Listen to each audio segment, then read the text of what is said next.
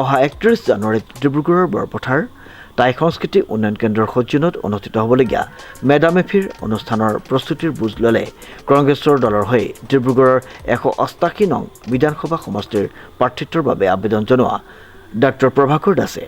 উল্লেখযোগ্য যে ৰাজ্যখনৰ বিভিন্ন প্ৰান্তত বিশেষভাৱে সেৱা আগবঢ়াই অহা ডাঃ প্ৰভাকৰ দাসে এইবাৰ মন মেলিছে বিধায়ক হৈ ৰাইজৰ সেৱা আগবঢ়াবলৈ। ৰাইজৰ মতে চিকিৎসক বিধায়ক হ'লে সমষ্টিৰ উন্নয়ন হ'ব, লগতে প্ৰভাকৰ দাসৰ ৰূপত এটি নতুন মুখ দেখিবলৈ আশা পাব। কংগ্ৰেছৰ হাইকমাণ্ডলৈ অনুৰোধ ডাঃ প্ৰভাকৰ দাসক টিকট দিবলৈ। উক্ত সন্দৰ্ভত ডাঃ দাসে কি কয় শুনোচোন আহক। অনাগত ৩১ জানুৱাৰী ২০২৬ তাৰিখে বৰপথাৰ টাই সংস্কৃতি উন্নয়ন কেন্দ্ৰৰ সৌজন্যত মেডামেফি উদযাপন কৰিবলৈ লৈছে আৰু সেই সন্দৰ্ভত তেওঁলোকে মোক কাষ চাপিছিলে অলপ সহযোগিতা বিচাৰি, আৰু এই অভাগাজনক তেওঁলোকে এই সুযোগ দিয়াৰ বাবে মই তেওঁলোকক ধন্যবাদ জ্ঞাপন কৰিছোঁ। আৰু মই যথোপৰিমাণে চেষ্টা কৰিম তেওঁলোকক সহায় সহযোগ আগবঢ়াবলৈ, সেয়া মই প্ৰতিশ্ৰুতি দিলোঁ তেওঁলোকক। আৰু অনাগত দিনতো সেই তেনেকৈ কামবিলাক আগুৱাই লৈ যাম আৰু সেই তেনেকৈ আমি সহায় কৰি যাওঁ মানুহক। সমাজ সেৱাই মোৰ যিহেতু প্ৰধান লক্ষ্য, আৰু এই সমাজ সেৱা বিগত ৬-৭ বছৰ ধৰি কৰিয়ে আছোঁ। যেহেতু আপুনি এটা দলৰ নেতা, কংগ্ৰেছৰ প্ৰাৰ্থিত্বৰ বাবে আবেদন জনোৱা হৈছে, তেনে ক্ষেত্ৰত দেখিব পোৱা কিছুদিন আছে নিৰ্বাচনৰ। তাৰ আগতে এয়া আপোনাৰ নিৰ্বাচনীত বাবে এনে আৰু আন কিবা? আচ্ছা, কথাটো অলপ হাস্যমুখী হ'ল। যিহেতু মই এজন সমাজ সেৱক, এয়া পাৰ্টিৰ লগত কোনো লেনদেন নাই। এনেকুৱা কাৰ্য, এনেকুৱা সেৱা বিগত বহু বছৰ ধৰি আগবঢ়াই আহিছোঁ, আগলৈও আগবঢ়াই যাম।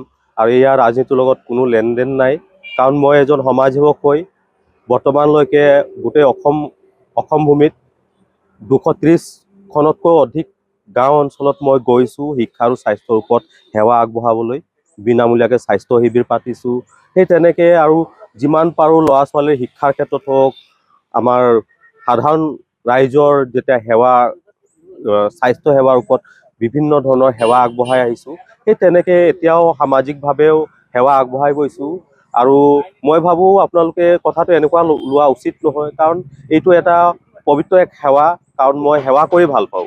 আৰু আগন্তুক দিনত দলীয় নেতৃত্বই মোক দলত সেৱা আগবঢ়াবলৈ তেওঁলোকে সুযোগ দিব নিদিব, সেইটো তেওঁলোকৰ নেতৃত্বই, আমাৰ ওপৰ মহলৰ নেতৃত্বই এইটো সিদ্ধান্ত গ্ৰহণ কৰিব। মোৰ কাম হ'ল যে মই কেনেকৈ মানুহক সেৱা কৰি যাওঁ, আৰু সেই ওপৰতে মই বেছি লক্ষ্য কৰোঁ। আৰু গতিকে তেনেকৈ কৰি আহিছোঁ আৰু কৰি যাম আগলৈকে। ইয়াতে কোনো ৰাজনীতিৰ কথা নাই। সাধাৰণভাৱে মই আছিলোঁ, এতিয়াও সাধাৰণভাৱেই মানুহক সেৱা আগবঢ়াই আহিছোঁ। যদি পাৰ্টিয়ে যদি টিকেট দিয়ে, ৰাইজৰ ওচৰত কি মটিভ লৈ কাষ চাপিব? চাওক, যিহেতু মই এজন কংগ্ৰেছ কৰ্মী, আৰু বিগত ২০ বছৰ ধৰি আমাৰ ডিব্ৰুগড় সমষ্টিত আমাৰ পাৰ্টিৰ হৈ কোনো আহিব পৰা নাই।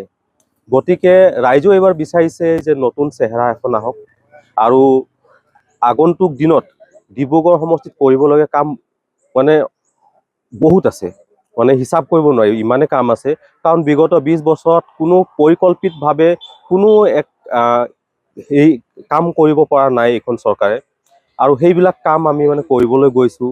যেনেকৈ আপোনাৰ বানপানীৰ সমস্যাই হওক, বা আন্তঃগাঁথনিৰ সমস্যাই হওক, বা স্বাস্থ্য খণ্ডৰ ওপৰত হওক, শিক্ষা খণ্ডই হওক, বা আমাৰ প্ৰাকৃতিক যি ব্ৰহ্মপুত্ৰখন আছে তাৰ ওপৰতেই বহুত কাম কৰিবলগীয়া আছে।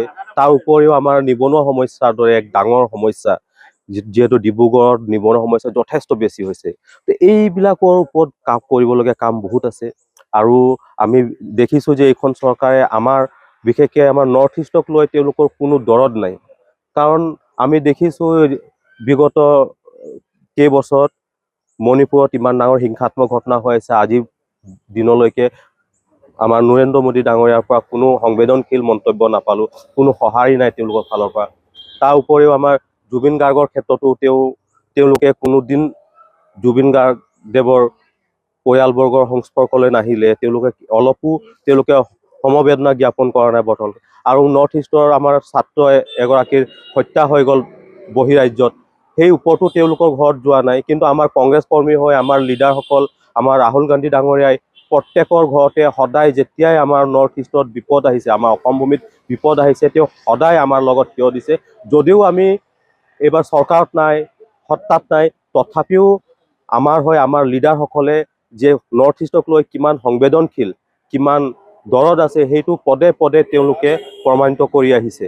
আৰু এইখন যি আমাৰ বৰ্তমানৰ চৰকাৰ, সেই চৰকাৰখনে আমাৰ অসম ভূমিলৈ কোনো চিন্তা নাই, আমাৰ বিশেষকৈ ডিব্ৰুগড়ক লৈ কোনো তেনেকুৱা এজেণ্ডা ছেট লৈ তেওঁলোকে কৰা নাই। তেওঁলোকে মাত্ৰ আঁচনিৰ ওপৰতে কাম কৰি গৈছে, মানুহক মানে কেনেকৈ কিনি ধৰি ৰাখিব পাৰে তেনেকৈ।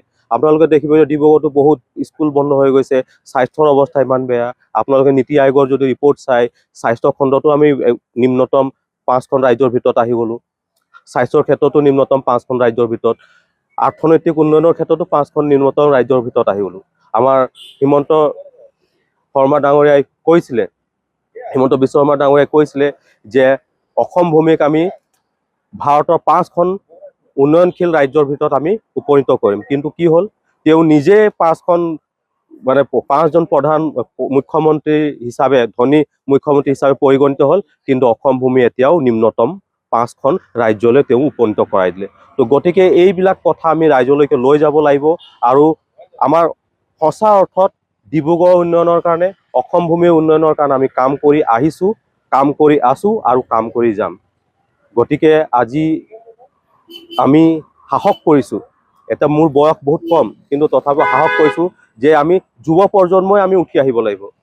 আমাৰ অসম ভূমিক যদি আমি শুধৰাব পাৰিম, আমাৰ এই যুৱক সমাজে পাৰিব। গতিকে যুৱক সমাজৰ ওপৰতে গোটেই অসমৰ, গোটেই ভাৰতবৰ্ষৰ সৰ্বাংগীন উন্নয়ন নিৰ্ভৰশীল হৈ আছে। গতিকে সেই যুৱকসকলক মই ৰেপ্ৰেজেণ্ট কৰিছোঁ, প্ৰতিনিধিত্ব কৰিছোঁ। আশা কৰিছোঁ যুৱ সমাজৰ পৰা, সকলো স্তৰৰ সমাজৰ পৰা সঁহাৰি পাম, আশীৰ্বাদ পাম, মৰম চেনেহ পাম বুলি আশা ৰাখিছোঁ। ইফালে মেডাম-মেফিৰ উদযাপনৰ প্ৰস্তুতিৰ বুজ লোৱা প্ৰভাকৰ দাসক এয়া নিৰ্বাচনী প্ৰচাৰ নে আন কিবা, শুনক তেওঁৰ মুখেৰেই। এই আমাৰ ডিব্ৰুগড় বৰপথাৰ, সদৌ বৰপথাৰ প্ৰায় উন্নয়ন কেন্দ্ৰৰ উদ্যোগত আমি মেডাম-মেফি প্ৰতি বছৰে 31 জানুৱাৰীত আমি অনুষ্ঠিত কৰি আহিছোঁ। আৰু আজি প্ৰায় এই মেডাম-মেফি আমাৰ 35 বছৰত ভৰি দিছেহি। আমি বহু উলহ মালহে এই মেডাম-মেফি দিনজোৰা কাৰ্যসূচী অনুষ্ঠিত কৰোঁ। আৰু এইবাৰো আমি এই মেডাম-মেফি বিভিন্ন কাৰ্যসূচী দিনজোৰা কাৰ্যসূচী অনুষ্ঠিত কৰিব লৈছোঁ। আজি এবাৰ আমাৰ ভাল লাগিছে, বিশেষকৈ আমাৰ নৱপ্ৰজন্মৰ যুৱকসকল আহি আমাৰ লগত সহযোগিতা আগবঢ়াইছে।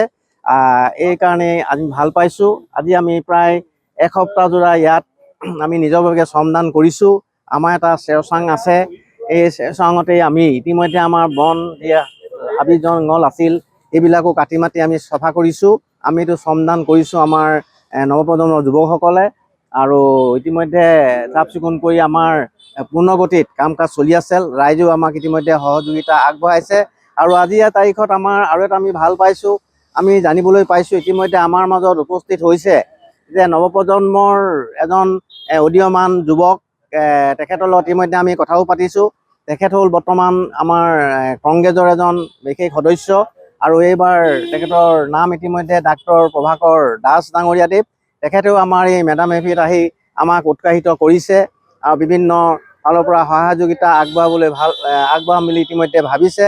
আৰু আমি আজি আমি আনন্দিত হৈছোঁ যে আমাৰ কংগ্ৰেছৰ যি নতুন নৱপ্ৰজন্মৰ, এই আমাৰ নৱপ্ৰজন্ম বুলিয়ে কৈছোঁ মই প্ৰভাকৰ দাস ডাঙৰীয়াদেৱক। তেখেতে আহি আমাৰ ৰাজনীতিত যোগদান কৰিছে এজন ডাক্তৰ হিচাপে। আৰু কংগ্ৰেছৰ যি আমাৰ যিটো কংগ্ৰেছ দল, এই দলটোৰ উত্থানৰ ক্ষেত্ৰত তেখেতে নিশ্চয় সহযোগিতা আগবঢ়াব। আৰু ইতিমধ্যে আমি তেখেতৰ মুখে আমি জানিব পাৰিছোঁ, তেখেতে ডিব্ৰুগড় সমষ্টি বিভিন্ন এলেকাত মণ্ডল পৰ্যায়ৰ গাঁও অঞ্চলত বিভিন্ন পঞ্চায়ত অনুষ্ঠিত বিভিন্ন ধৰণৰ কাম কৰি আছে, সামাজিক কাম কৰি আছে বুলি ইতিমধ্যে আমি গম পাইছোঁ। আৰু সেয়ে আমি বৰপথাৰ ৰাইজ তথা আমাৰ এইবাৰ ইতিমধ্যে যি সমষ্টি নিৰ্ধাৰিত হ'ল, এই সমষ্টি নিৰ্ধাৰিতত আমাৰ যি ডিব্ৰুগড় সমষ্টি আছিল, এই ডিব্ৰুগড় সমষ্টিৰ পৰা আমাৰ দুটা গাঁও পঞ্চায়ত ইতিমধ্যে খোৱাং সমষ্টিলৈ গুচি গ'ল, বৰপথাৰ আৰু বৰবৰুৱা। আমি মাত্ৰ ৰাজাবাটা এই গাঁও পঞ্চায়তো আমি ইয়াত অন্তৰ্ভুক্ত হৈ আছোঁ আৰু এই আমাৰ ৰাজাভাটা গাঁও পঞ্চায়তত আমাৰ যথেষ্ট আহোম সম্প্ৰদায়ৰ মানুহ আছে আৰু ইয়াত প্ৰায় গোটেই পঞ্চায়তটোৰ ভিতৰতেই আমাৰ ৰাজাভাটা গাঁও পঞ্চায়তত আমাৰ প্ৰায় 16,000 পৰা 18,000 ইয়াত পপুলেশ্যন জনসংখ্যা আছে, ভোটাৰ আছে। গতিকে আমি নজনাত মই এজন জ্যেষ্ঠ ব্যক্তি আৰু এই অনুষ্ঠানটোৰ মই বৰ্তমান মানে সভাপতি হিচাপে কাৰ্যনিৰ্বাহ কৰি আছোঁ আজি কেইবাবছৰো ধৰি। আৰু বিশেষকৈ আজি এই সময়ত আজি আমাৰ মাজত আমি আজি ইয়াতে গোট খাই থকাৰ সময়তেই আমাৰ সন্মানীয় ডাক্তৰ প্ৰভাকৰ দাস আহিছে, আহি আমাক উৎসাহিত কৰিছে।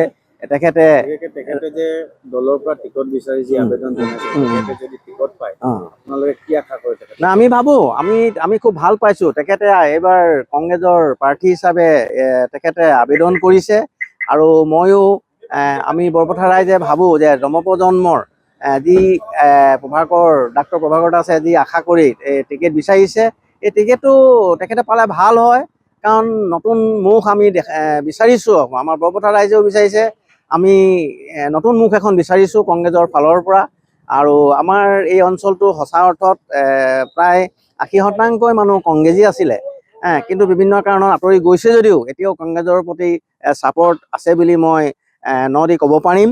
আৰু বিশেষকৈ আমাৰ ৰাইজে, আমাৰ বৰপথাৰ ৰাইজে সদায় এটা উদীয়মান যুৱক, শিক্ষিত যুৱক আমি আশা কৰোঁ।